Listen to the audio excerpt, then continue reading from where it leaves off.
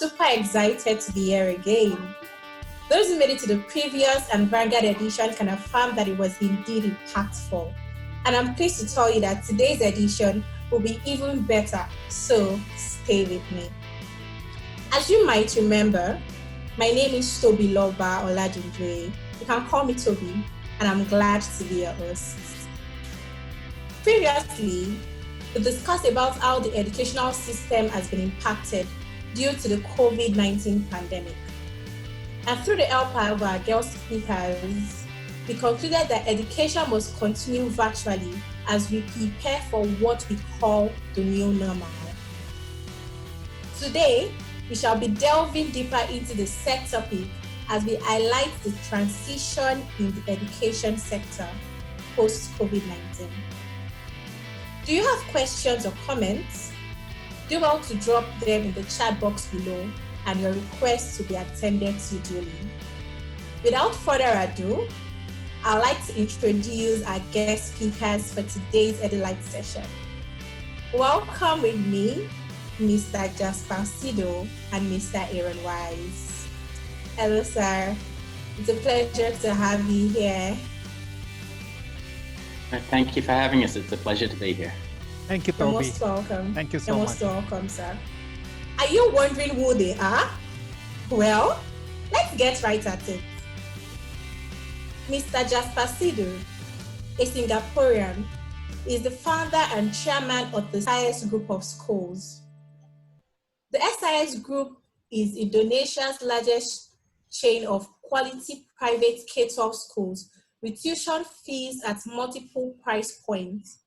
The group also has schools in Myanmar, India, and South Korea. SI is currently in a strategic partnership with the International Finance Corporation, World Bank, to expand its operations both in Indonesia and other countries. In 2019, the SIS Group of Schools was awarded the Financial Times IFC World Bank Global Education Award for its transformational work in education across geographies. Mr. Jasper graduated from the National University of Singapore with a degree in civil and structural engineering. He obtained a master's in business administration, distinction to be precise, from the University of Hull. He is also Indonesia's three-time amateur stand-up comedian. Mr. Jasper speaks openly in national education conferences across the globe, from Cape Town, Dubai, Hong Kong to Singapore. These include conferences organized by impact investors, private equity companies, school organizations, and the IFC World Bank. It's a pleasure to have you, Mr. Sido, once again. Pleasure's all mine. Now to our second speaker, Mr. Aaron Wise. He is an international school principal who has led schools to see great success in Australia, Hong Kong, and Beijing. He also works as a consultant to principals and schools around the world and is the co-author of the book, The Focused Principal. He is a firm believer that a person's character will determine their success above all else. Because of this, schools have a responsibility to promote not only academic success, but also those things which genuinely matter for each student's future. Welcome once again, Mr. Aaron. Thank you. With the caliber of prominent educators in the house today, we can be sure that today will be indeed enlightening. Fasten your seatbelts, get your writing materials, and stay focused as you are about to get into the heat of today's session. Are you ready? Feel free to drop your comments down below. I will get right at it. But for now, let's dig into the questions. So, Mr. Jasper, as a school owner, what do you think is the future of education in developing countries, considering the present economic crisis? Well, first of all, once again, thank you for this opportunity. For me, it's really a privilege to be invited by Teachtact, an excellent initiative and at the same time, a real privilege to be on this panel with Aaron, whose reputation precedes him. So thank you so much.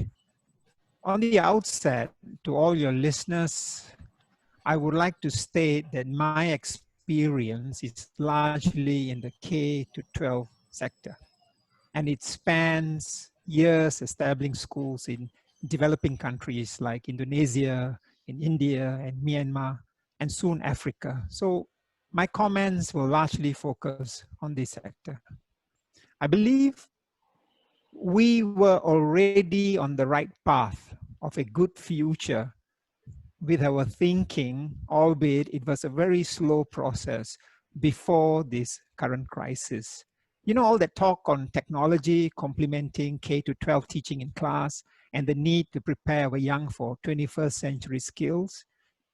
You know, Toby, all those were ongoing conversations before the pandemic, before this global crisis, which was a good sign, where it actually hurts. So I sense this crisis will change the terrain of our education landscape in three ways. One, I believe it will expedite the need to move away from achievement of standardized learning outcomes to more competence-based outcomes using interdisciplinary skills and honing skills like collaboration and creativity, because people realize this is one world that has gone upside down and they all need different skills. Number two, I think it will also expedite the mind shift that we need, that we actually needed, yeah, for technology in classrooms amongst all stakeholders. Before, parents were hesitant, teachers were kind of confused, some were not trained, board members, owners were slow to invest. I think that will move faster. Where I think things will drag or limp along is this need of that mind shift change of teachers being imparters of knowledge to teachers being facilitators, as guides, as coaches, as mentors. And I find this concept of teachers being facilitators, I find this concept in developing countries, people struggle, and more so down the pyramid, because there's less exposure to best practices and different styles of teaching. That's my thought process. Thank you, Mr. Jasper, for your candid opinion. So, Mr. Aaron, what do you think is the future of education in developing countries, considering the present economic crisis? I couldn't agree more with Jasper. I think we were already very much on our way to doing a lot of the things which have really just been accelerated at the moment. For quite a few years now, we've been talking about the flipped classroom and really changing the role of the teacher in the learning process. So what we've seen at our school is that we're very much working towards, even more so than in the past, the students taking responsibility for their own learning and the teacher being used to facilitate that learning. Now, it's wonderful that there's a lot of technology out there that really assists that happening, but we've found that it's essential. The teachers just can't be there giving the one-on-one attention that they are able to do in the classroom, so they need to, instead of making themselves the centre, make the child the centre of their own learning and show them ways that they can do their own learning. The other thing that we've found, which again has been accelerated, is the importance of partnerships with the families. And, you know, our school is wonderful in that our families are very passionate and very involved in the education of their children. And they've been able to see, even more so now, the kind of things that you need to be doing in order to educate your child, which is not just telling them facts, not just giving them information, but allowing them to go through a learning process.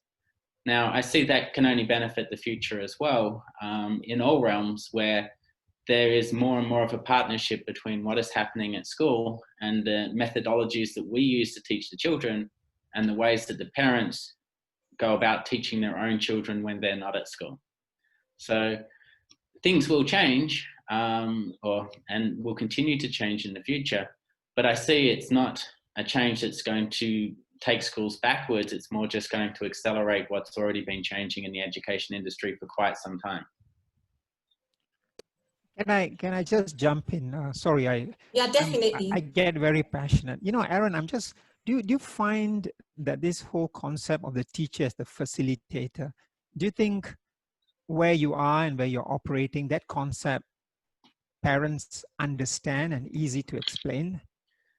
It's something that we've had to spend a lot of time talking to our parents about and modeling to our parents, even before this crisis hit us. So we would have a lot of times where the parents would come into the classroom and they would actually experience what it was like to have learning within the classroom with the teacher not in mornings, and explain to the parents in depth, you know, why we do the things that we're doing. Because in China, where I'm from, a lot of the parents did go through the traditional Chinese learning system. They didn't have a good, deep understanding of what an international school is like and the kind of education that their child was having. And really that onus was on us to say that, you know, if you want to send your child to an international school and have them have an international education, then we have a responsibility to show you why we're doing what we're doing. Now, we've been very fortunate, again, because our parents are fantastic. A lot of them didn't know what they were really enrolling their children in, but they had confidence in us. And so they were very open to us, I suppose, going in depth with them about our teaching methodologies, and we found out of that they were able to support us even more. But it does take us a lot of time. But now with us posting lessons online and there's a lot of parents having a look at them, we're finding that the parents are getting even better understanding of why we're doing what we're doing and are even more supportive. It's interesting. I mean, you're spot on. I agree with you, but I'm sure a lot of listeners will also, who run schools, also will resonate with this. One of the things we found was parents were over engaging, and you know, they became, what I use this phrase, overnight education superintendents. Right? And putting Yes. a lot of pressure on the teachers. So we found that teacher stress levels actually really went up very high as well during. So you're absolutely right. It's this whole education program. Keep engaging with them. So yeah, can't agree with you more. Thank you. Yes, no, I understand what you mean. For a lot of our teachers, it's very intimidating to have your lessons critiqued by every parent. And that's, again, you know, the importance of building solid, good relationships with your parents, and setting up appropriate processes for feedback. And that's another thing I feel that, you know, we made a mistake at the beginning of this whole pandemic, wasn't having enough feedback from the parents and not having formal channels for feedback. But we quickly changed that around and said to parents, you know, we are open. You are seeing all of these lessons. If you want to give us feedback on, because we found with, say, 20 parents in a class, we had 20 different opinions on what the class should be doing. So to combat that, we had our Parent-Teacher Association representatives work with the parents in their group separate, and then come to the school with suggestions and recommendations and comments rather than 20 individual comments. And that seemed to work very well. I'm a big believer of feedback. You know, I think I'm so happy to hear that, you know, your wonderful school looks into feedback, because we do too at multiple levels. So, you know, I say this at many places, that the problem with schools and educators, a lot of them say they like feedback, but actually they don't. Yeah. You know, they don't. They just, it's all in their brochures, but they don't. And I think in this crisis, a great school is one that constantly goes back to the parents. How is it, you know, asking the students feedback. So really happy to hear that. Thank you. Yeah. Thank you very much. That is really interesting. Like, I'm already wowed, to be honest. Now, I would dive to the next question, because we already started talking about online learning and what have you. So how do you think educators can leverage online learning effectively, especially in developing countries? Let me start with you, Mr. Aaron. You touched a bit about online learning earlier. Okay. I think, you know, there's really a plethora of online learning platforms out there now. And it seems like there's more and more coming online every single day. I'm getting emails and messages all the time about, you know, new programs, new platforms, new ways of learning online. I don't think there's a shortage at the moment of programs for every single part of the classroom and every single type of learning, but it's really important for school administration to sift through all of these programs and to find just the absolute essential ones. Now we find, again, that was talking with our parents. At the beginning, we gave them lots of different options for online learning programs, reading programs, and different things like that. And they said, you know, really, we don't want all of these programs. We just want to know which one is the best one. And I think that's our role as educators. The other thing from talking with our parents came about that they don't want the students or their children to be spending all of their time looking at a screen and learning that way. Learning isn't just about learning facts and about going through rote learning. That's a very old school model. So what we do when we're looking at online learning programs, we look at those which facilitate learning happening offline. Now, that's difficult with some programs, but that's what we're looking for. Is not that a student needs to be glued to a computer and just going through exercise after exercise after exercise. As you know, as interesting as that can be, with programs having gamification and bells and whistles and everything, but programs that they can use which enhances the learning that happens offline and allows them to continue their learning offline. Mr. Jasper, what are your thoughts? So Aaron is absolutely right. You know, during this crisis, we were inundated by ad tech companies, almost buried. You know, giving free 3 months free, subscribe later.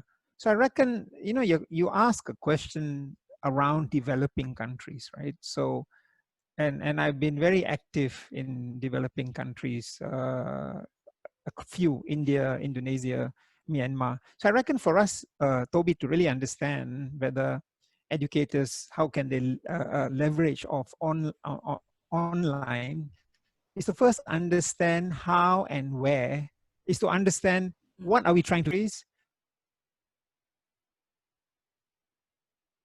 The major issues I sense pose to best practices, teachers. Now, that kind of a teacher in front of 30 to 40 students with no access to online, that's a very bad picture. Now, and that's what many schools in developing countries were struggling. Now, you change that picture to that same teacher given access to a world where she can draw ideas and resources. Now, that's a very powerful picture.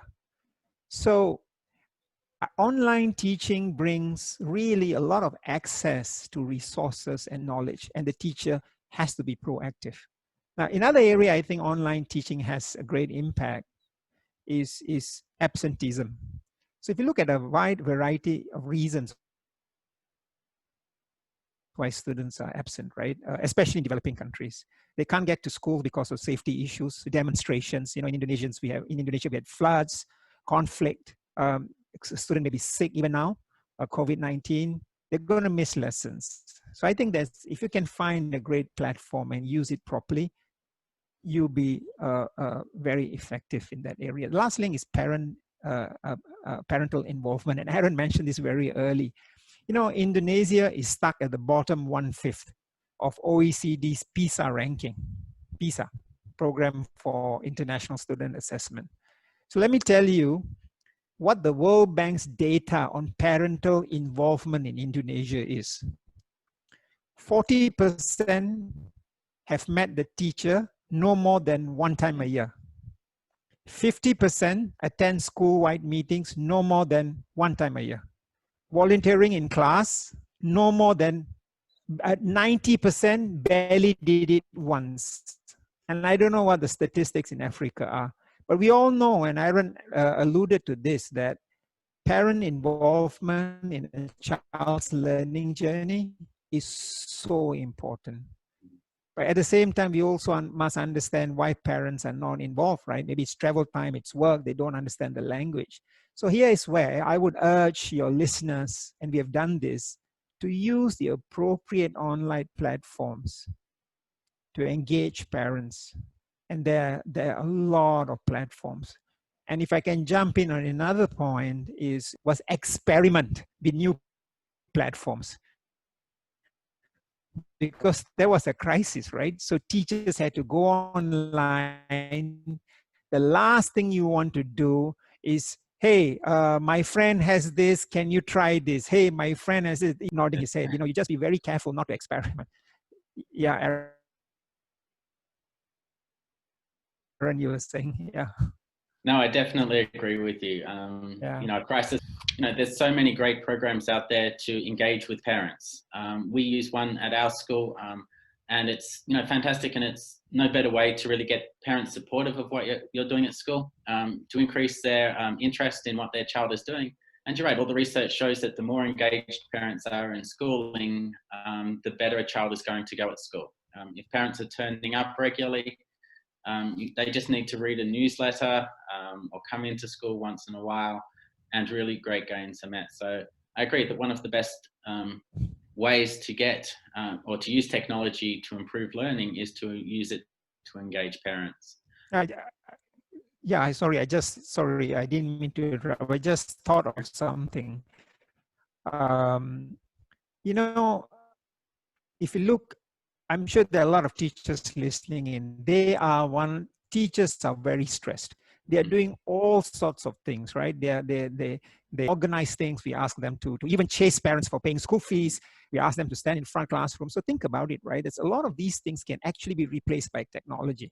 So if we can use technology wisely, we can actually de-stress the teachers to a certain level. And I wanted to make this point, and I always say this, right? So if you look at the business model of Starbucks and Marriott, Starbucks and Marriott business model is to serve one customer at a time very well. And they're so focused on the well-being of their staff. In fact, Marriott has an award-winning well-being procedure or process. Now, schools are serving 30 customers at a time, or students, 20 or 30 or 40. Why are we stressing them? Right? So I think technology has a big role to play to also de-stress the teachers, to take away a lot of these mundane tasks. Wow. I just keep jotting down because I can't have it enough.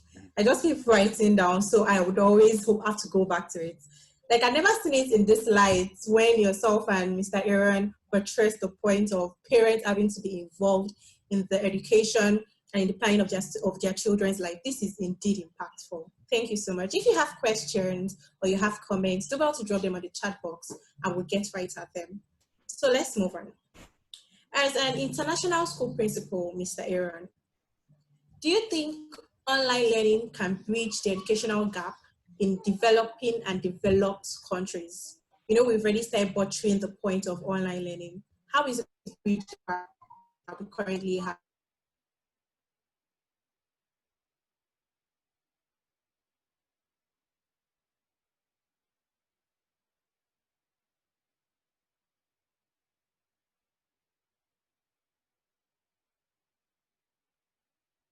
Learn figures, learn algorithms, and all of those different kinds of things. So they are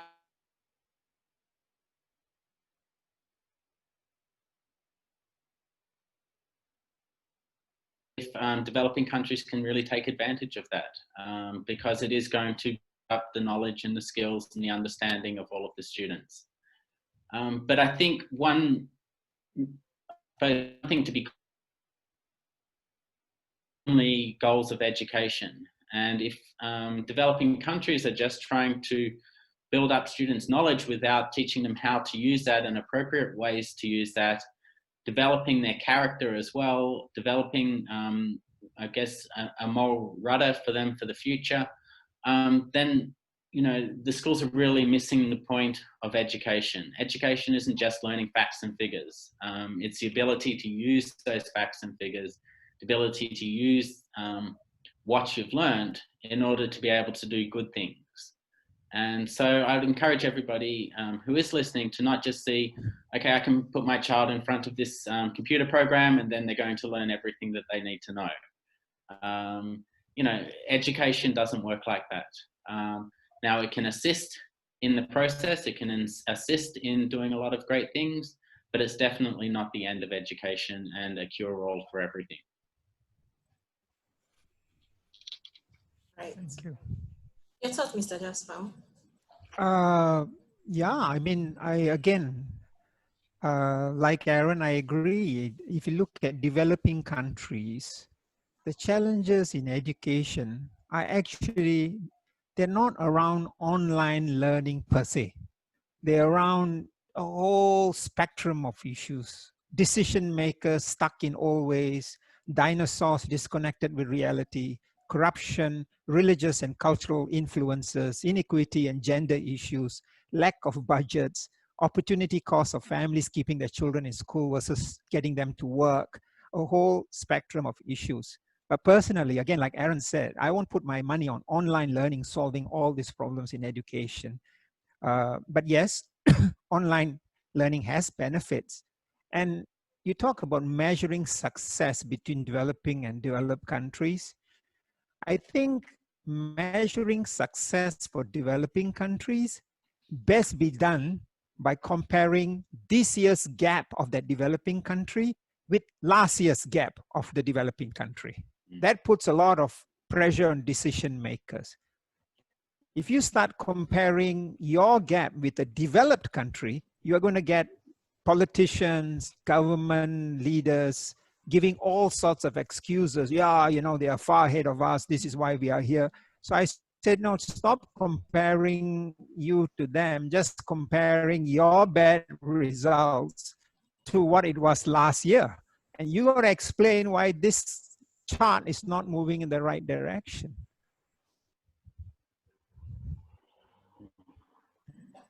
Thank you, Mark. Thank you so much. I really do appreciate this. So let's move on. We're still going to have a focus around online learning because that's more like the center based on COVID-19 also.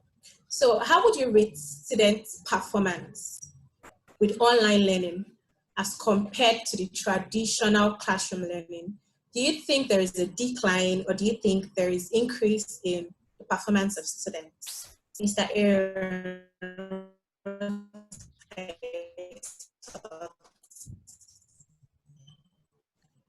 Okay, I think the audio just faded out then.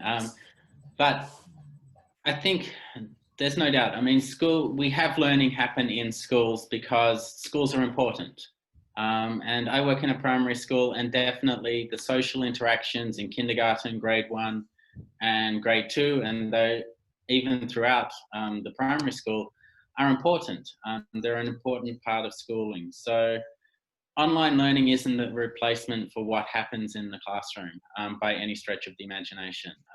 Again, learning facts, figures, information is just part of what happens in the school. Now, having said that, it's really dependent on the way that we've used technology as to how well things have progressed this year. And we do see different results based on how different teachers are using technology, and we try to encourage teachers to use technology in the best way they possibly can.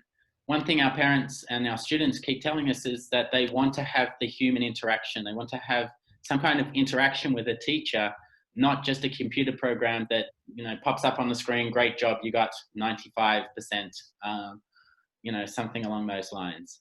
So technology still needs to be used in a way that brings the human interactions into the classroom, whether that's as it's online.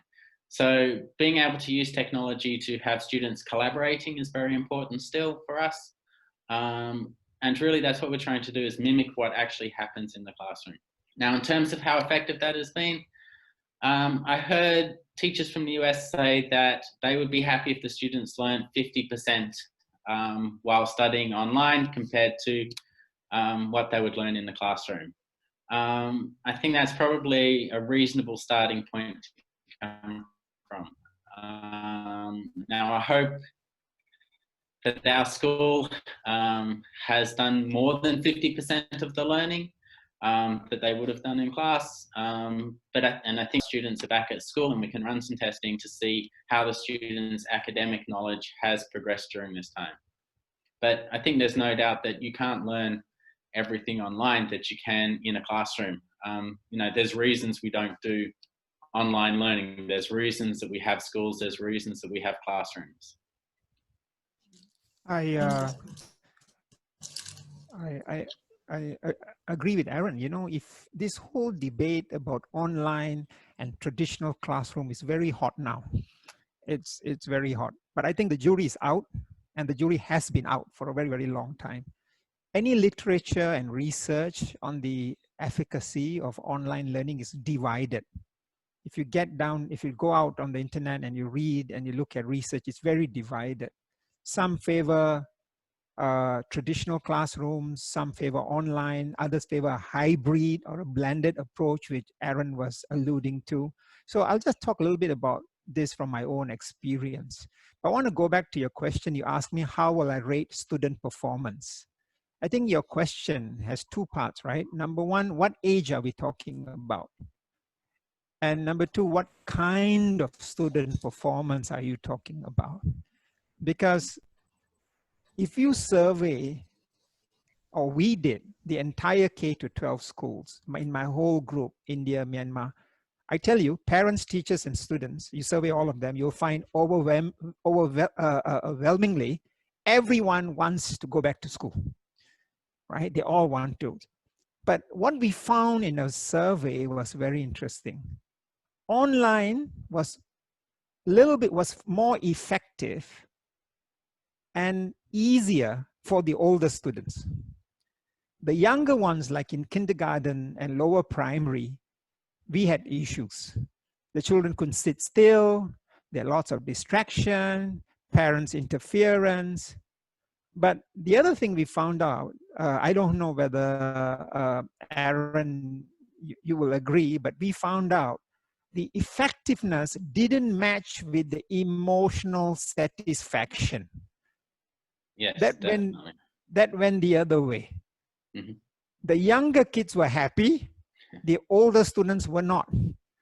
Because the younger kids found it fun, distraction, I don't have to sit, I can run around. Well, the older boys and girls, they preferred to be in classroom, to see their friends, to banter, to laugh, to hear the free flow of interaction, in fact, free from internet issues. So it may look effective, but online was actually dampening the mood of our older students. So for these students, while academic performance may be going well, Toby, I think the emotional development was taking somewhat of a hit. And for your listeners, I would really urge you to up your pastoral care. Talk to them and find out. So let me share what I read recently. There's a company called Digital Education that publishes submissions from academics and industry researchers.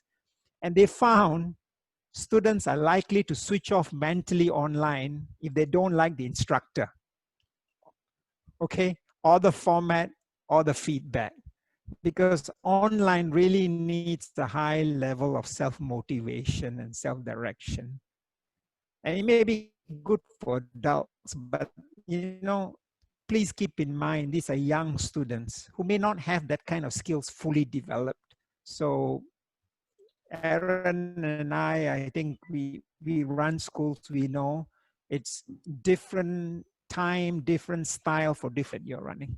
Thank you. Wow. No, I couldn't agree with you more about that. We are finding that our kindergarten teachers, our grade 1 teachers are naturally caring people, and they won't just, put up a lesson and say, children, this is what you have to learn, and then move on from it. Whereas some of you need to learn this about economics today, so I'm going to teach you it. So I can't agree with you more that teachers at all levels really need to slow down and see that, you know, the pastoral part of their job hasn't disappeared at the moment. If anything, it's more important. So thank you for that. You know, my son, he's in the final year of biology in Boston University. He plays computer games. He's in his room. We brought him from the US in this crisis. He went online. He's had enough of online teaching. Yes. Right? Here's a guy who's on computer. He says, you know what?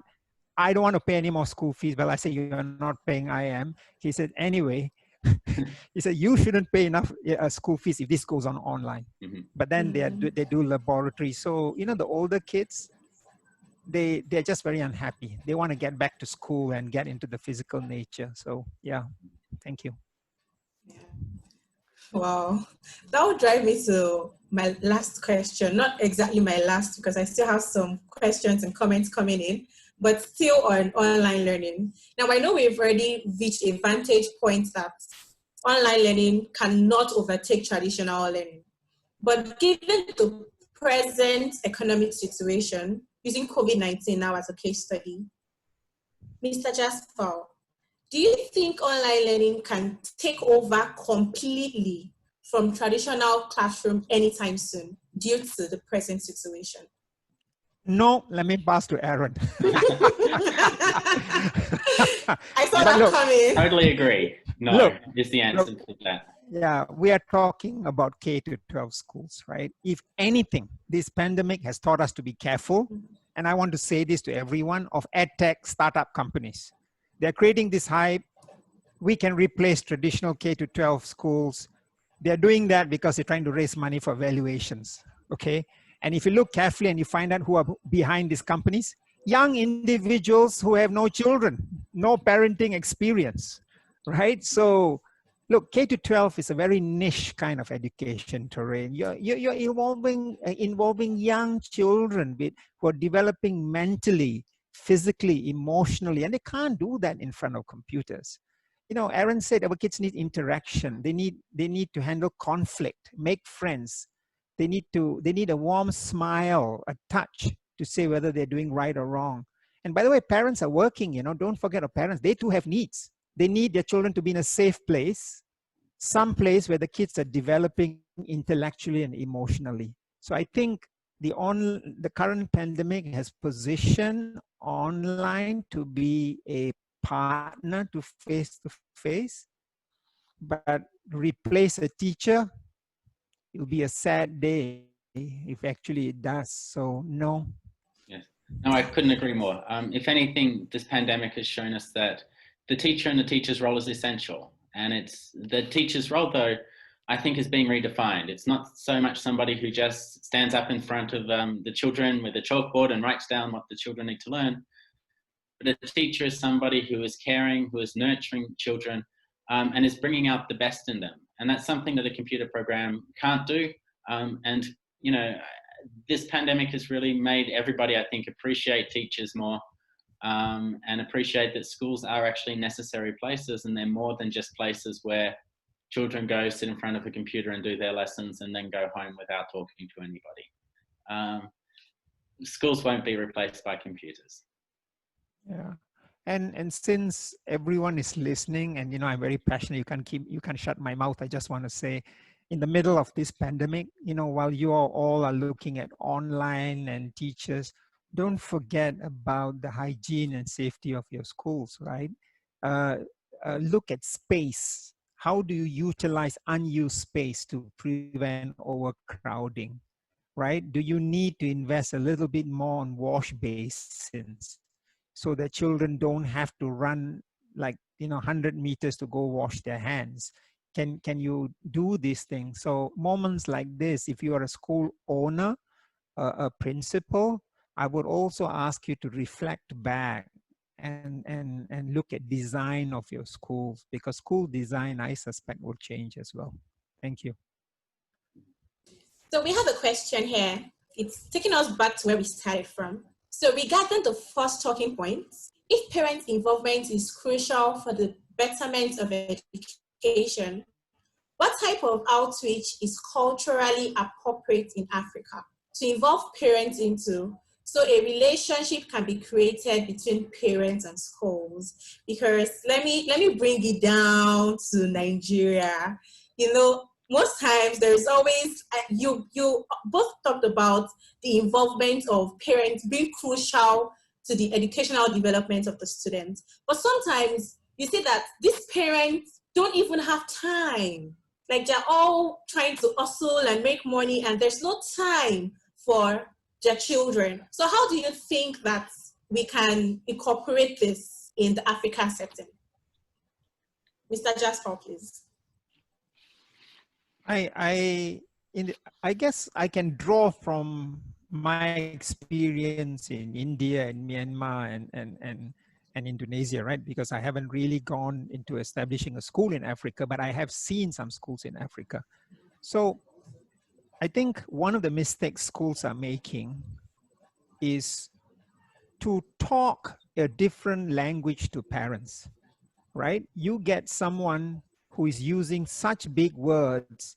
We are all about holistic and we are about interdisciplinary skills and this, that, and all that. And the parents, culturally and even socially, some of them just keep quiet because they don't want to look stupid, right? So I think sometimes we get away by just thinking whatever we are saying, people understand. They don't.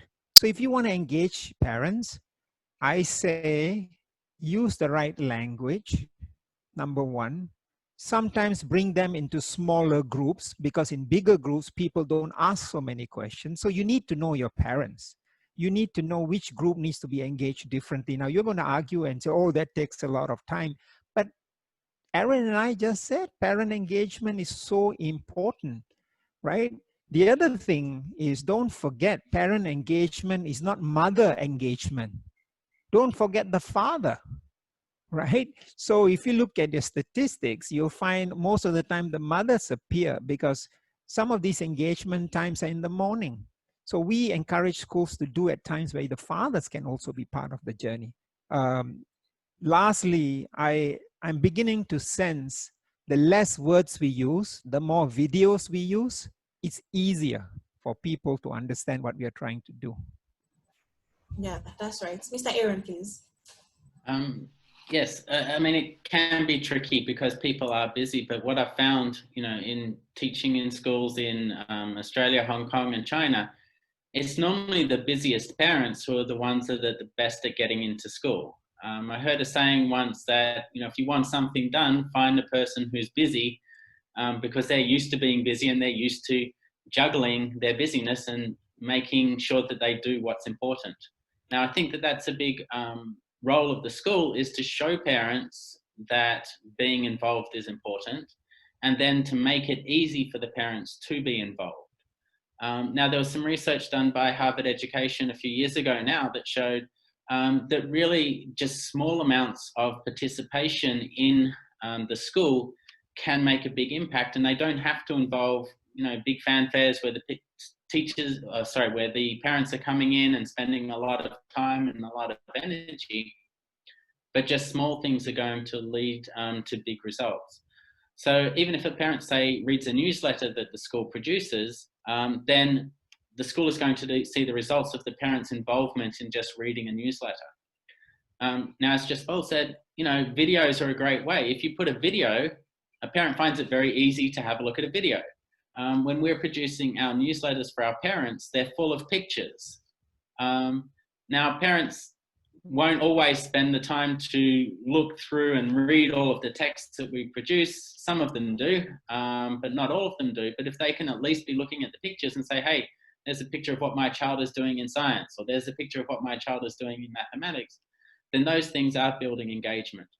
Now, in terms of making it easy, parents are scared, some of them, to come into the school. And we found this in Hong Kong, that we really needed to work hard to make events where parents felt comfortable coming into the school. And I'll tell a story about, we decided to have an afternoon where we invited fathers to come into the school to do activities with their children.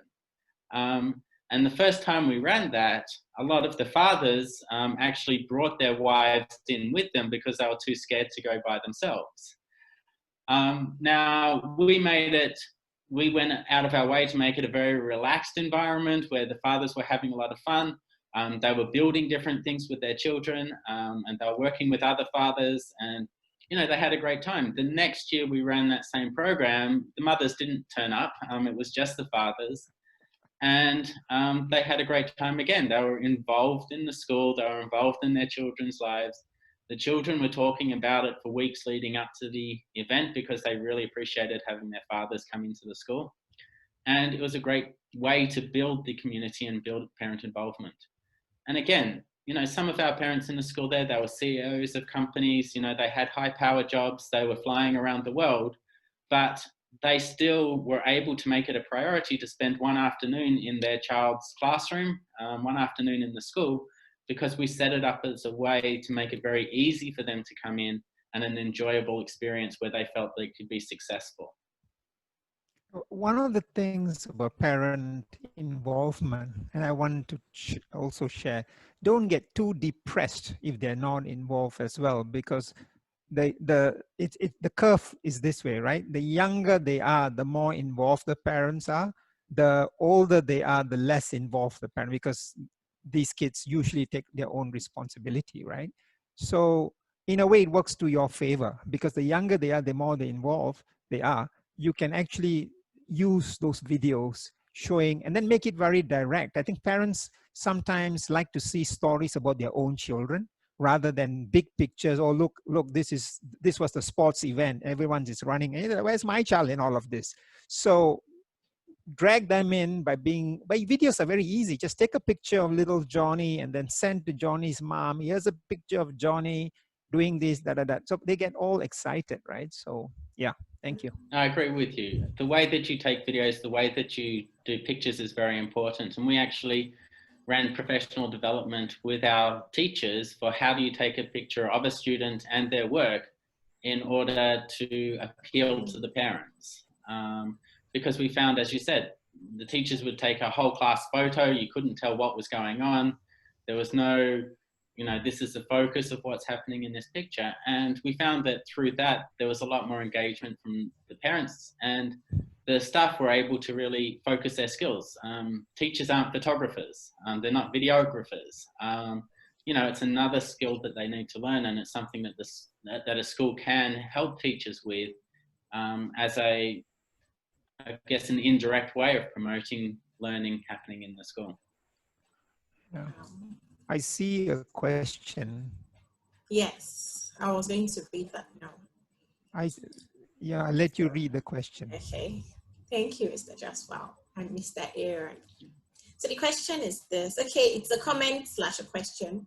I think one major problem that schools face when it comes to parent involvement is the extent to which some school owners give parents the privilege to always be right. Many school owners are more concerned about making money from these parents and are so scared of losing them that they tend to succumb to whatever they say. What advice would you give school owners regarding this? See, this matter is really, really, really serious, because we get to the fact that some questions I really want to ask you, Mr. Jasper, because I was watching your Forbes interview and I was wowed. I'm like, how would you cut the fees from 25,000 down? Like so let me just ask. So how are we going to advise school owners regarding this? I've been asked this question this way and another way. There's one, and I'll bring those in, right? School owners who they are prejudiced to parents who are their business partners. So they're very nice to them. There's school owners who are afraid of parents, and therefore they act like this question. They're so afraid of enrollment. So how do I handle this? I think feedback systems, I have put in feedback systems in the school. And if a school doesn't have feedback systems, nobody knows who feels what. So in my school, parents will give feedback on what they think about the school. Our teachers will give feedback anonymously, by the way, of what they think about the principal, because we got all these principals. I don't want a Hitler to be sitting so far away. Oh, Mr. Jaspal, how are you? How's your family? I know you like this cake, but he's actually beating up the teachers, right? So I get this feedback. And we also have feedback on the board. Now, these things should pop up. And if the board is seriously interested to improve the school, these are subtle ways to pass messages to the board that this is what the parents are feeling, because it works both ways. You make some parents happy, you're going to have another group who will be unhappy. You want to make this group happy so that they won't lose you. By the way, there are another 20 blogging or WhatsApping to say, did you see Mr. So-and-so got to park there? I hate this school. You don't want that kind of environment. So it's a question of education of board members. And I was telling Teachtact founder, Oli, and his group, you know, one of the things that many people don't do is bring board members into webinars like this and say, listen, these are the things that people are facing. Right? Why are you not having feedback systems? Why don't you want to know the truth as to what people say? So these are subtle ways, but gentle and subtle ways. Aaron, I don't know what it is like in China and Hong Kong. Well, I guess I have seen schools where parents have come in and, you know, the owners or the managers or the boards of the school have tried to listen to all of the parents, and it just doesn't work. Everybody has a different view of what good education is. And everyone has a different view of, you know, what a school should be doing. In my mind, it's up to the school management, it's up to the board, the principal, to define what the school does. You know, and that should be happening through documentation, through its vision, through its mission, and all of those different kinds of documents which say, this is what our school does, and this is how we do things. Now, from there, when a parent comes into the school, they're joining a philosophy, they're joining a way of teaching children.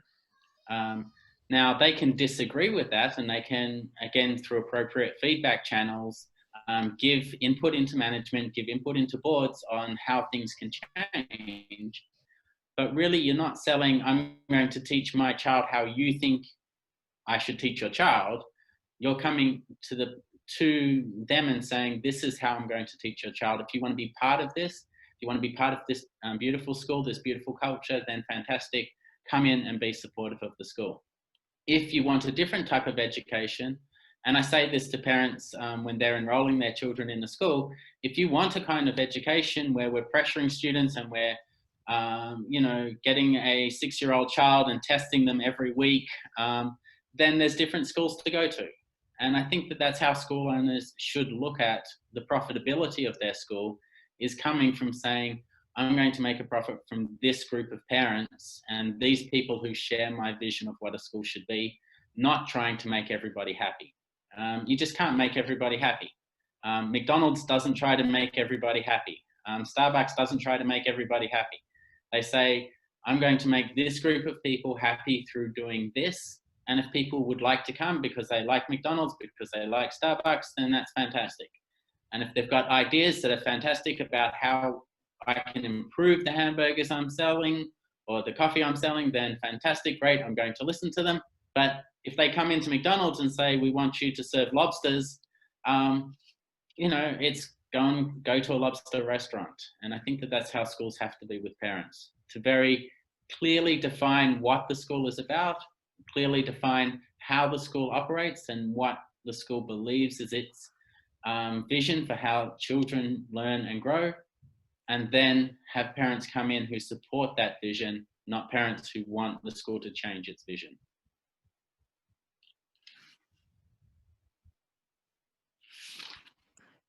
Are you on mute, Toby? Sorry. Oh, thank you. I said this is really insightful. Feedback is most important. Yeah, so I was doing like a background before we had this session, and I found something really interesting about Mr. Jaspal. So I was able to watch your Forbes interview, and I was really, really shocked, to be honest. on how you, first of all, you studied civil and structural engineering. I think we should start from that background. How were you able to delve into education to become a school owner, not just like a school, but like having your kind of the standard you've set for your school and having to even achieve that tuition fee, because that is really one thing that has helped a lot of people. People think that education is so expensive, so they'd rather just have anything. So I just like you to share your story basically as a form of inspiration to everyone. Yeah, so my it's a very short story. I am a son of a humble doorman. My father stood in front of a bank opening doors to educate 3 children. I went to Indonesia. There were no jobs. I had a job. I ended up being an engineer.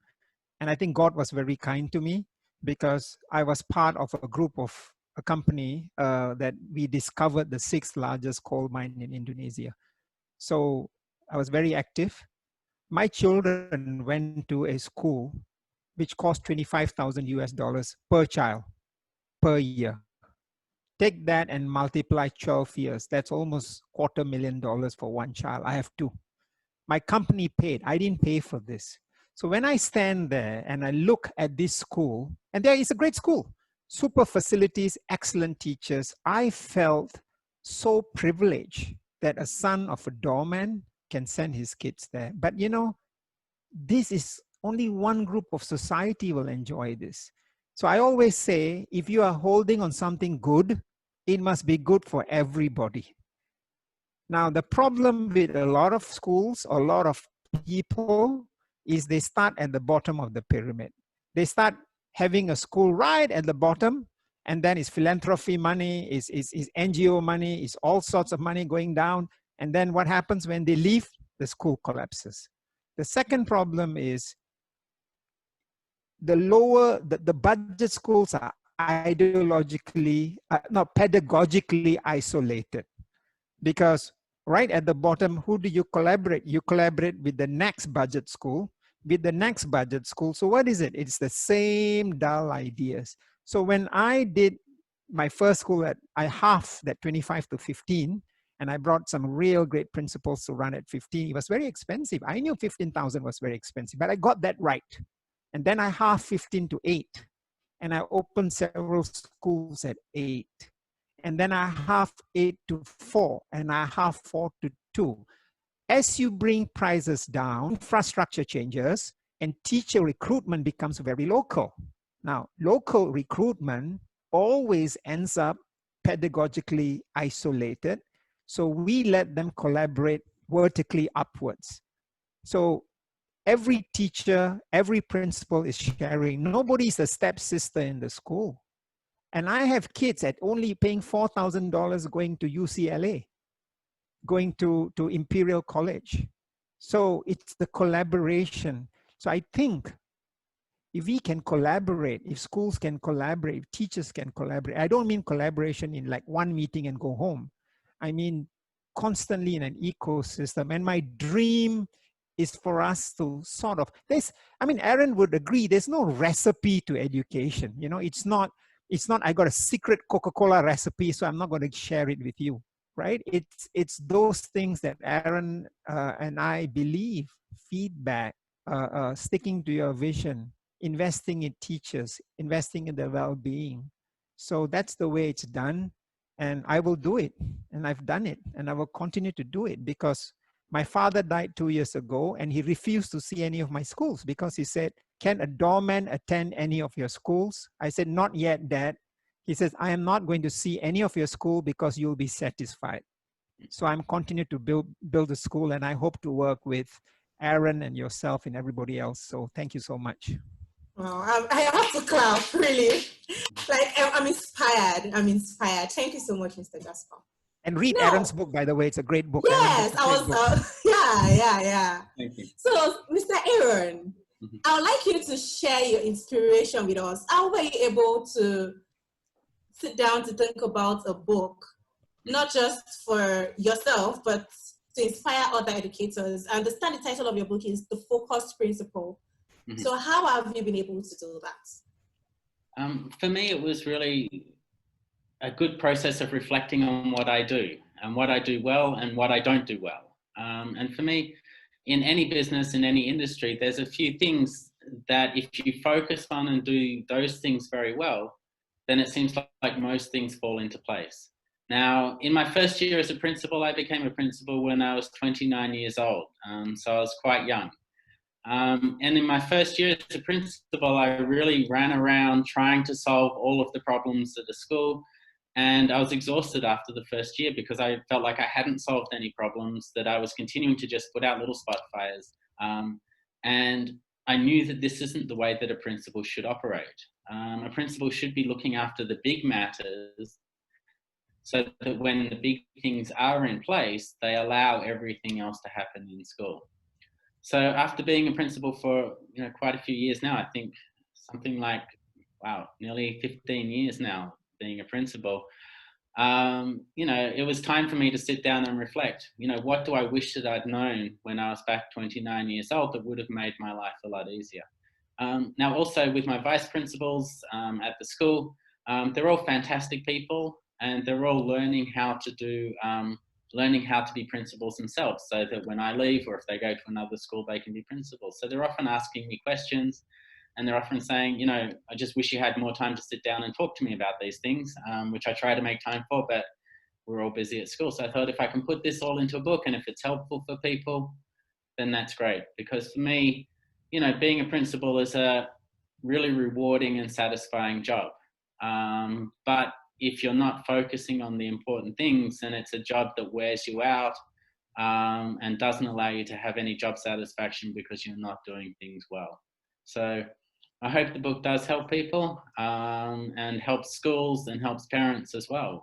Really focus on what should be happening in schools and how to make a school run When well. is the next book coming out, Aaron? Is there a revised edition? I think I've got to wait till the next pandemic to have time to write. But we'll see. I'm looking forward to reading your book, sir. Thank you. So we have a question here for you, Mr. Jasper, from Mercy. Mercy says, I can sincerely hear your passion. It's also my passion to provide standard education for all, irrespective of their background. But most present school owners say that they pay their teachers poorly because the tuition is low, which is not true when you can even check the tuition fees. So how do you cope with paying your staff, maintaining good standards, and making profits with low tuition fees? Look, the school must be profitable, okay?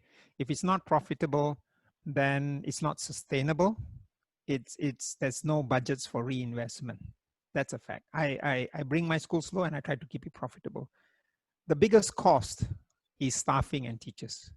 And I said it before, you start bringing school fees down, you start reducing wages. Where do you get teachers with lower wages? You have no choice but to either get them fresh out of university or you hire from local communities.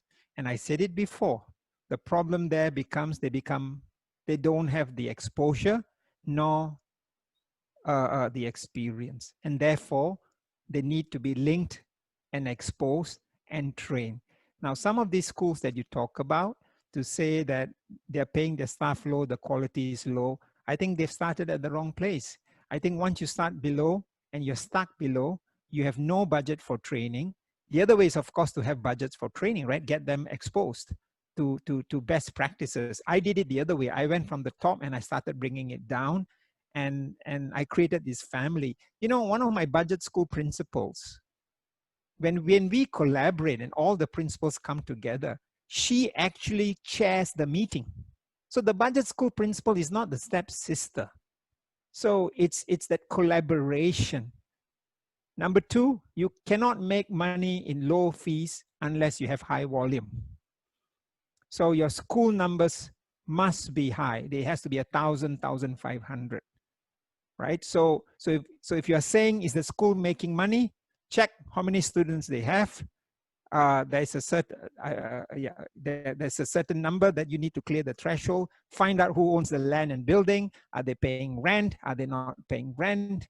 I believe it can be done, but I think it has to go from top down, because as you bring down, you bring experience trickle downwards. You start below.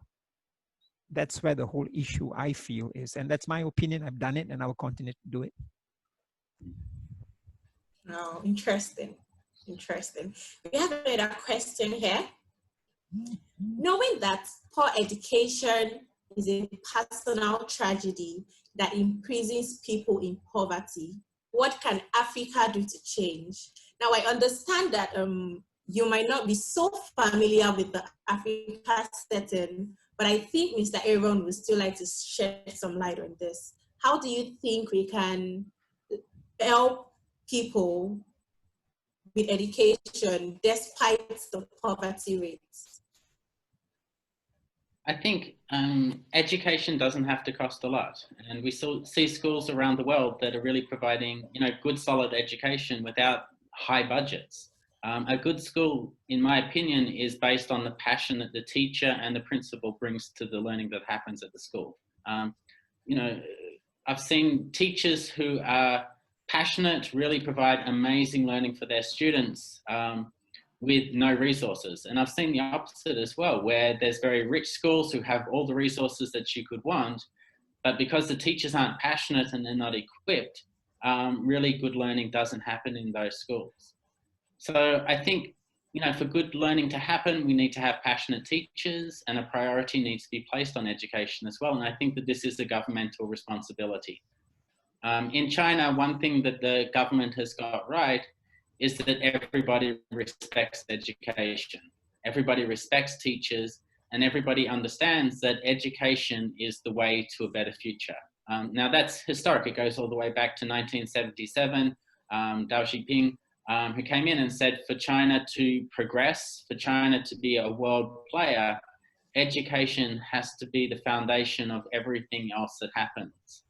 Now, I think, again, that's for the government and for the policymakers to do, is to set the standard of the importance of education and to make it so that it's really impressed on the people. Again, speaking from China, there is a survey done throughout the world where it asks parents to compare the professionalism of teachers to other professions.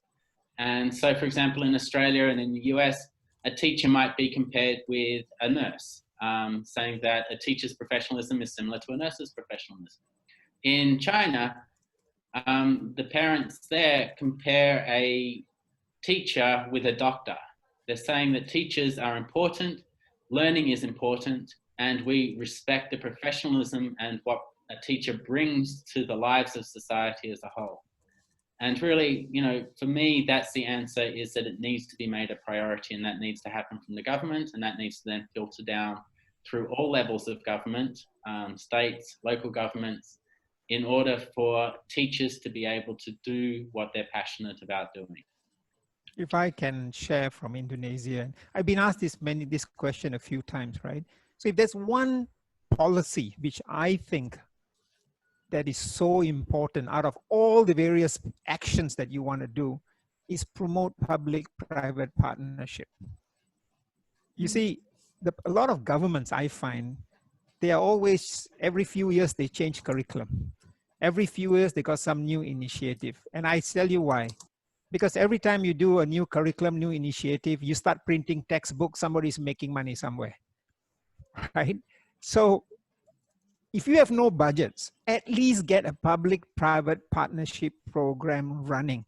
Because a friend of mine in the World Bank said the best school he saw in the world was under a tree in Africa.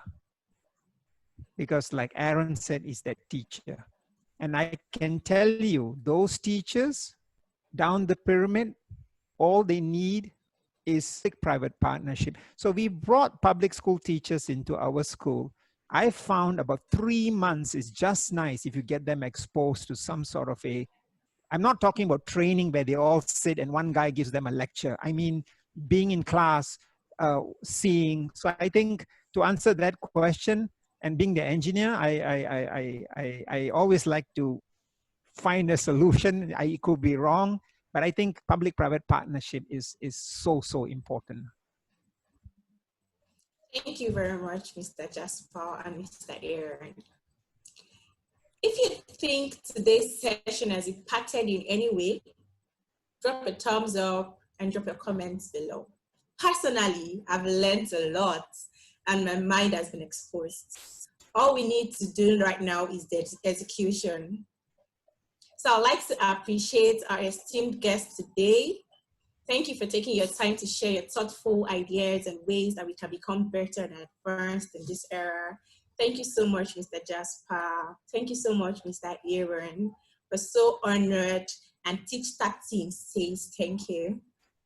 Thank you, Toby. It's been a pleasure to be on here, and I've really enjoyed the conversations we've been having as well. I've really enjoyed learning from Jasper and, really thinking more about education too. So thank you for inviting us. And thank you very much, Aaron. Thank you so much. I really enjoyed listening to you and Toby. Look, I said this to Teachtact, and I want to end it by saying this. You remember when the two planes crashed into the World Trade Center, and you remember how many people died? The world got up and acted. Look at COVID-19. People are dying. Everyone is acting. The problem in education is like global warming. Nobody is seeing people dying. So that's why it's all philosophical discussions. Now, I'm not saying people need to die, but I'm saying if you don't get this sorted out now, future generations will suffer. Poverty, crime, health, and they may die. I think we all just need to act right now, hashtag education matters. Thank you so much. I enjoyed my evening. Thank you, sir. So Mr. Dropper dropped a comment and I would like to read it to everyone. He says, never forget looking after the well-being of your biggest assets, that is your teachers. Stop asking them to do mundane work. Ask them to be effectors. You can check his LinkedIn, follow him on LinkedIn, connect with him, and you get insightful stuff. I started following him already, and I don't want you to miss out. So we have lots of people saying, thank you, Mr. Jasper. Thank you, Mr. Aaron. There's sort of like a sub-question from Mercy. She says, when you say public-private partnership, do you mean partnership between private schools and public schools? Yeah. Okay. Yeah. So Exactly. We have lots of people appreciating and saying thank you. We really appreciate all of our audience. And I would like to thank everyone for coming today. Thank you. As we've gradually come to the end of today's session, I'd like to remind you of the organizers of this show, Teachtact. Teachtact is an organization company, an education organization company based in Nigeria, whose vision is to channel quality basic and secondary education to all social strata in developing nations. Our missions are to be the best Pan-African education institute in Africa in teachers recruitment and training, school consultation and education policy formation, to be the foremost global company in harnessing empirical data to trace and resolve causes of student underperformance at all levels. Our services include teachers training on different aspects, including teaching techniques, classroom management, training of teachers on use of technological tools in the classroom, recruitment of teachers and other key staff for schools, technology solution for schools, and of course, consultancy on school improvement plans. Would you like to join our growing educators community? If yes, kindly contact the numbers on your screen or send an email to hello@teachtact.com. We're looking forward to hearing from you. As we close the curtains on today's edition, I'd like to leave you with this quote from Bill Gates. It says, technology is just a tool in terms of getting the kids working together and motivating them. The teacher is the most important. I'd like to take that again because the quote summarizes everything we discussed today. He says technology is just the tool. In terms of getting the kids working together and motivating them, the teacher is the most important. You can speak to yourself, I am most important. Yeah. Till next time when I come your way again. Cheers. I had a nice time. Thank you so much. Bye-bye. Bye.